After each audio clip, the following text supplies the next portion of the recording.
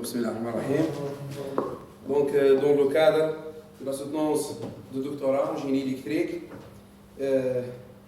Monsieur Saïdani Samir, donc vous avez le temps nécessaire pour présenter l'essentiel de vos travaux sur le thème sur l'égalisation adaptative dans les systèmes de communication numérique devant le jury composé de moi-même, professeur Boujahem Jalil de l'Université de Guelma, professeur Moussaoui Abdelkrim, rapporteur, professeur Bahi Tahar de l'Université de Annaba, examinateur, et docteur Albaoui Faisal, examinateur de l'Université de Annaba.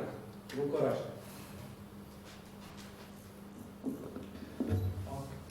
Merci, Monsieur le Président. Messieurs les membres du jury, bonjour. Tout d'abord, je vous remercie pour votre présence aujourd'hui. Et puis, je vais vous présenter mon travail de thèse intitulé sur l'égalisation adaptative dans les systèmes de communication numérique. Ce travail a été réalisé dans le laboratoire de contrôle avancé sous la direction de M. Abdelkrim Moussaoui. Dans cette présentation, je commencerai par l'introduction.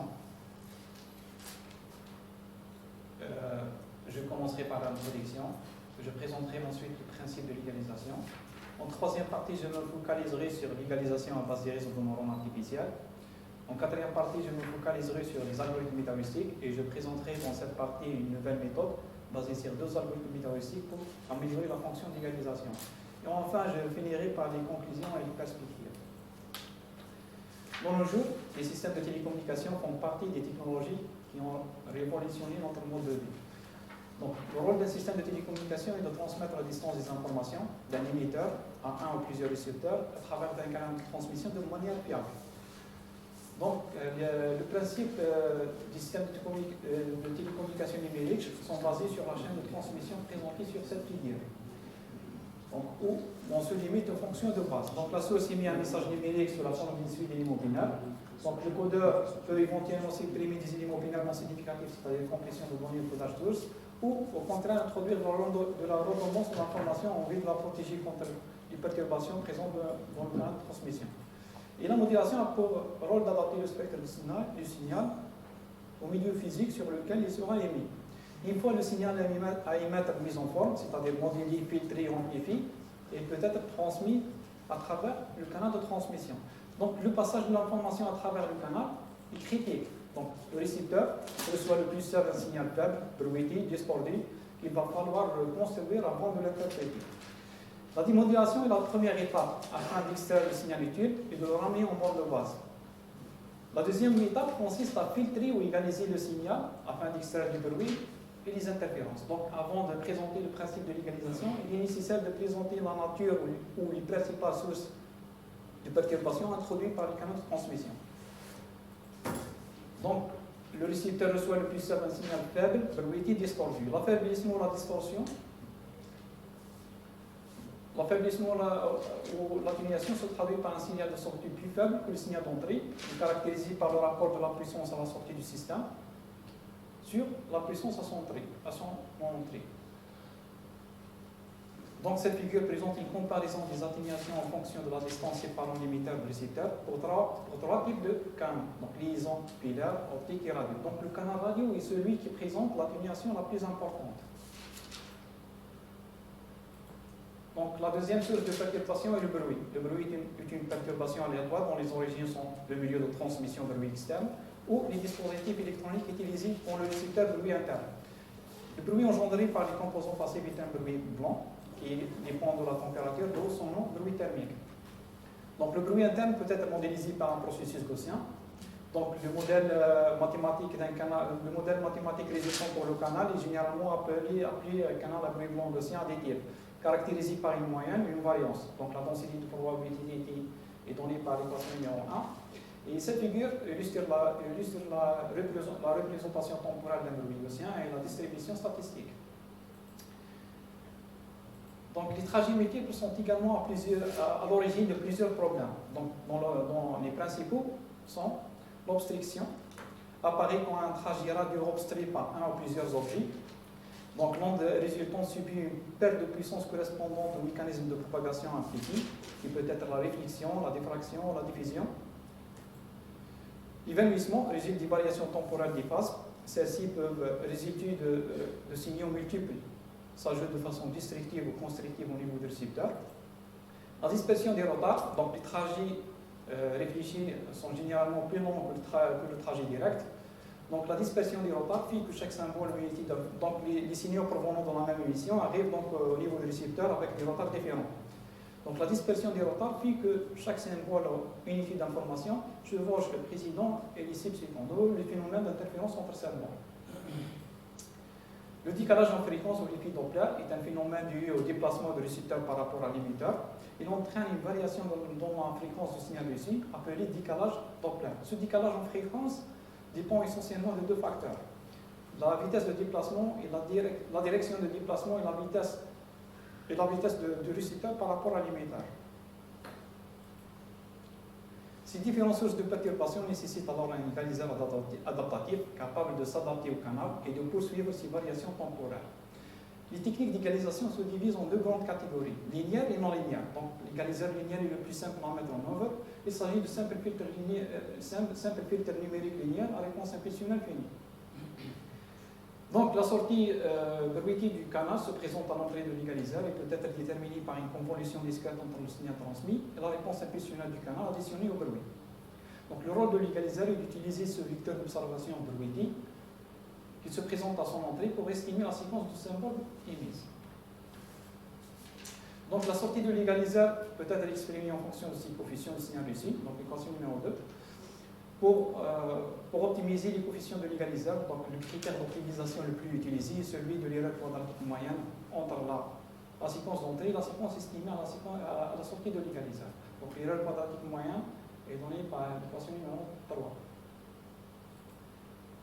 Donc les performances des égaliseurs linéaires dégradent lorsque les conditions de propagation se dégradent. Ils ne sont donc pas utilisés dans la plupart des applications sans fil.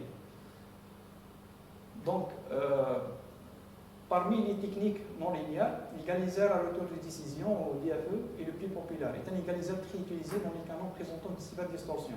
Donc, l'égaliseur DFE présenté dans cette figure est composé de deux filtres.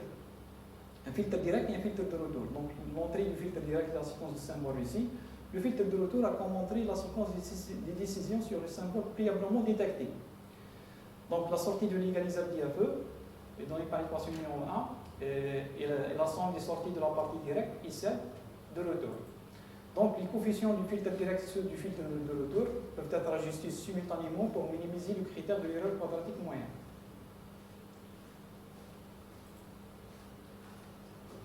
Donc le récepteur est donc doté d'un algorithme qui adapte les coefficients de l'égaliseur. Donc le récepteur est donc doté d'un algorithme qui adapte les coefficients de l'égaliseur. Donc la mise en œuvre de l'algorithme se fait suivant deux modes opératoires. Un mode supervisé où la séquence transmise est connue, donc le calcul de la sortie ne sert alors qu'adapter le filtre jusqu'à convergence. Donc la période durant laquelle l'algorithme utilise les symboles de la séquence d'apprentissage s'appelle période d'apprentissage. Après cette période, l'égaliseur passe au mode opérationnel. Pour le mode opérationnel, la sortie de l'égaliseur sert alors à estimer. Donc l'erreur est maintenant calculée à partir des décisions. Durant cette période, les données décidées présentent un taux d'erreur faible si la période d'apprentissage était suffisante pour la convergence du coefficient vers la solution recherchée.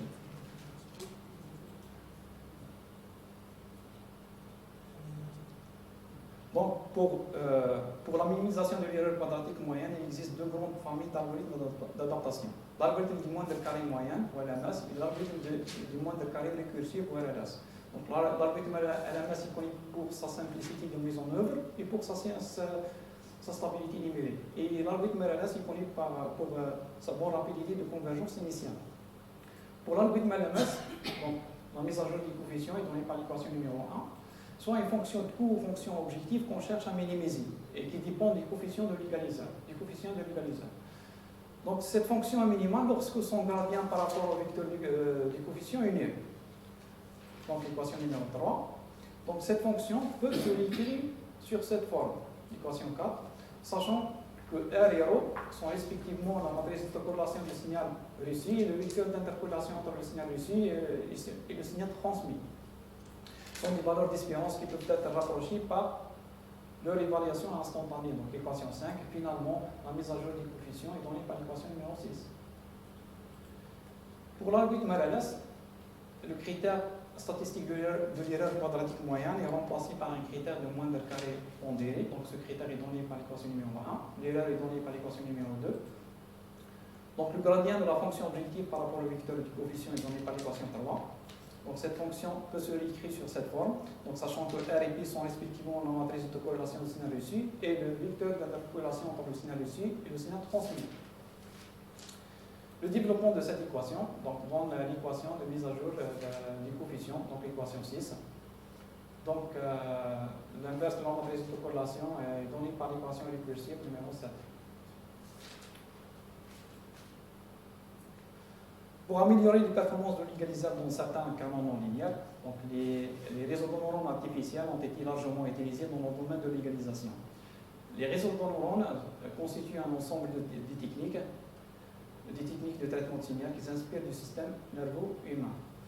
Donc cette figure illustre un modèle du neurone formel. Donc la sortie du neurone utilise son pondéré de 6 entrées, puis un BI multiplié par une fonction d'activation qui peut être linéaire ou non linéaire.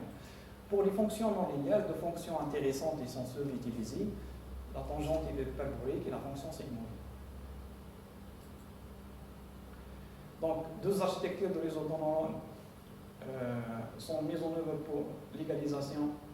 Deux architectures d'égaliseurs à base de réseau de neurones sont mises en œuvre pour l'égalisation des canaux de communication. Donc, l'égaliseur direct qui est la version neuronale de l'égaliseur linéaire, et l'égaliseur à retour de décision. Donc le contexte d'utilisation d'un réseau de neurones en titre d'égalisation est donné à cette figure. Donc l'égaliseur est réalisé en reliant les échantillons de signal reçu aux couches d'entrée à la couche d'entrée du réseau. Donc le signal d'erreur calculé entre la sortie de l'égaliseur et la sortie désirée est utilisé pour ajuster les pas de réseau vers leur valeur optimale en utilisant un algorithme d'adaptation. Donc, pour bénéficier des capacités de l'égaliseur à retour de décision et des traitements non linéaires offerts par les réseaux de neurones, je présente l'architecture d'un réseau d'IA2 à base de réseaux de neurones.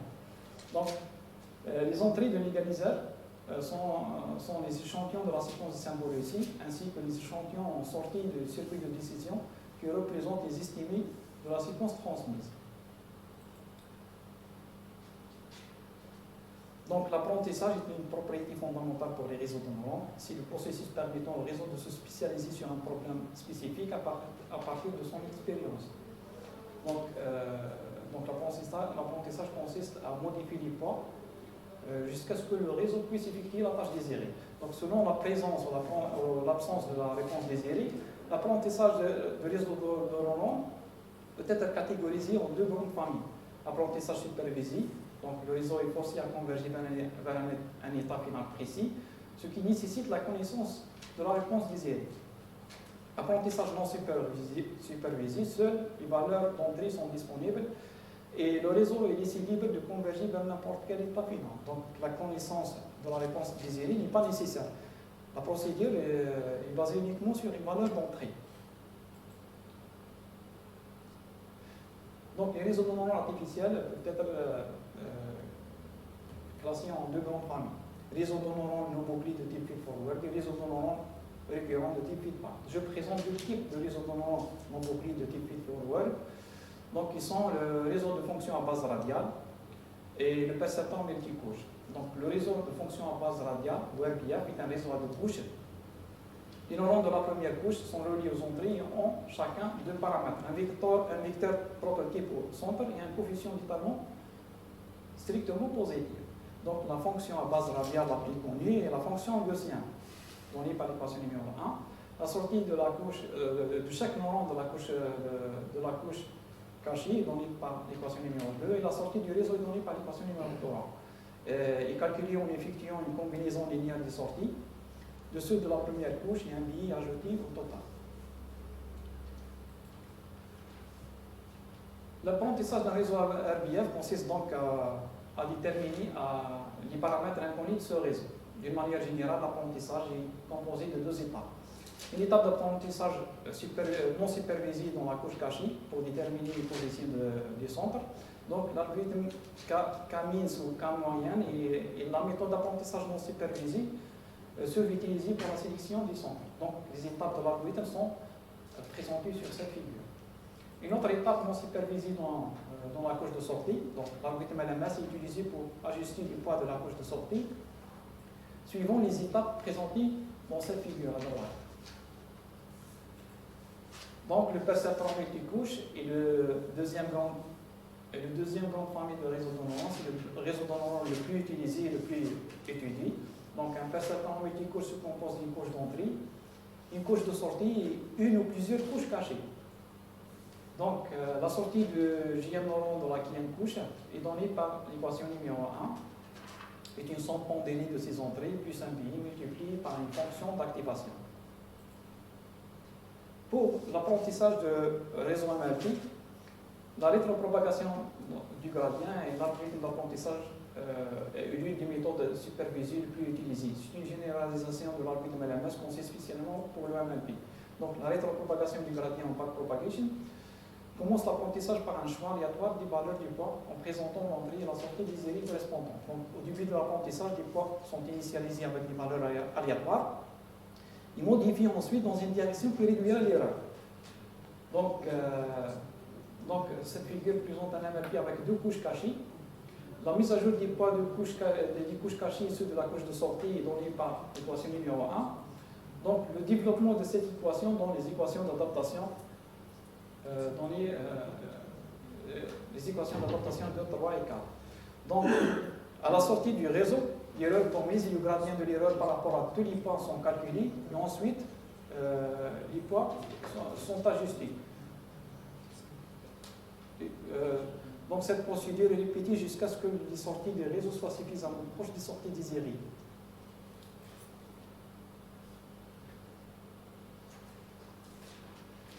Afin d'illustrer la performance de l'égaliseur à base de réseau de neurones, je présente le résultat de simulation obtenu en utilisant le logiciel MATLAB pour les deux types d'égaliseurs, MLP et RBF avec et sans retour de décision. Donc pour le signal reçu, le modèle général est utilisé donné par l'équation numéro 1 et peut être déterminé par une convolution discrète entre le signal transmis et la réponse impulsionnelle du canal additionnée au bruit. Donc deux modèles standards de canaux sont utilisés dans la simulation. Le premier canal est présenté par la fonction de transfert en Z définie par H1. Donc les caractéristiques de ce canal sont présentées sur cette figure. La partie A présente la réponse en amplitude qui comporte des zones où le signal sera amplifié et des zones où le signal sera affaibli. La partie B présente la réponse en phase qui est posée linéaire et la partie C donne la représentation dans le pont Z et montre que le canal possède deux zéros. L'un est à l'intérieur du cercle d'unité et l'autre est à l'extérieur. Le deuxième canal est présenté par la fonction de transfert en Z définie par H2. Pour ce canal, la réponse amplitude présente un niveau d'émission très profond, d'environ moins 30 décibels, donc sélective en fréquence et assez difficile à égaliser par rapport au premier canal. Ce canal présente une interférence entre symbole et symbole. Pour tester les performances de l'égaliseur dans un canal non linéaire, nous considérons un canal non linéaire composé d'un canal linéaire suivi d'une non-linéarité statique de Volterra. Donc la sortie du canal non linéaire est donnée par l'équation numéro 2, sachant que D1, D2, D3 sont les paramètres du canal non linéaire.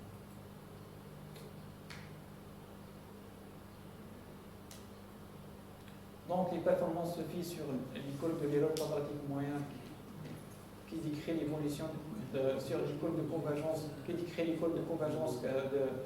donc les performances se fient sur l'école de l'erreur quadratique moyenne et l'école du taux d'erreur binaire.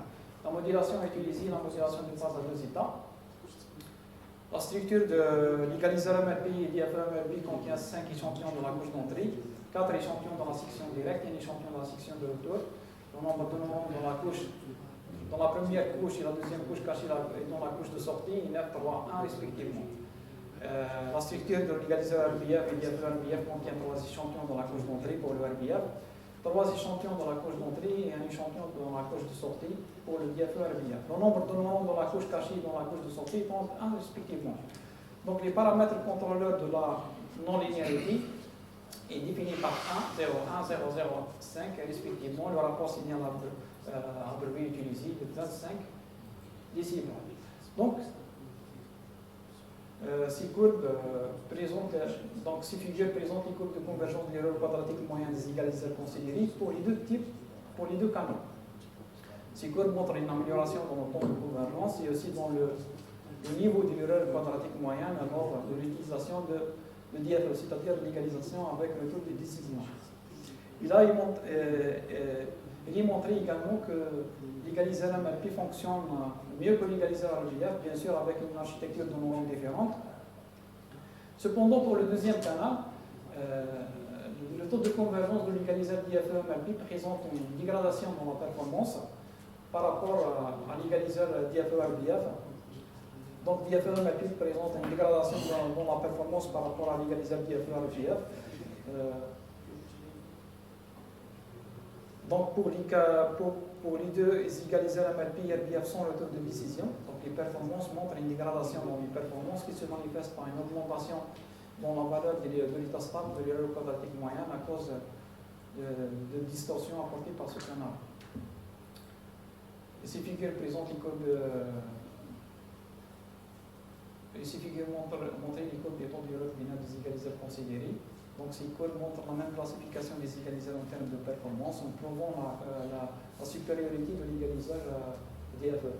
Cependant, une légère amélioration au niveau du faible SNR est observée dans l'égaliseur DFE RBF par rapport à l'égaliseur RBF.